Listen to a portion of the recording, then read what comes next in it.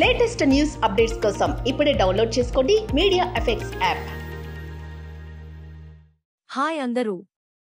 తన చలాకీ మాటలతో అభిమానులను అలరించే విష్ణుప్రియ తన తాజా ఇంటర్వ్యూలో చేసిన ఫన్నీ కామెంట్స్తో అందరి దృష్టిని ఆకర్షించింది. ఆ కామెంట్స్ ఏమిటో చూద్దాం. షార్ట్ ఫిలిమ్స్తో కెరీర్ మొదలుపెట్టిన విష్ణుప్రియ పొరా పోవే షోతో యాంకర్గా మంచి పేరు తెచ్చుకుంది. సుడిగాలి సుధీర్తో కలిసి చేసిన ఈ ప్రోగ్రాం ద్వారా బాగా పాపులర్ అయ్యింది. సోషల్ మీడియాలో మంచి ఫ్యాన్ ఫాలోయింగ్ ఉన్న విష్ణుప్రియ ఇన్స్టాగ్రామ్లో షేర్ చేసే ఫోటోలు, వీడియోలు ఎప్పుడూ హిట్ అవుతాయి. తాజాగా ఓ ఇంటర్వ్యూలో విష్ణుప్రియ బిగ్ బాస్ 8 ఎంట్రీపై ఆసక్తికర కామెంట్స్ చేసింది. అలాగే తన సన్నిహిత మిత్రురాలు రీతూ చౌదరి గురించి కూడా మాట్లాడింది.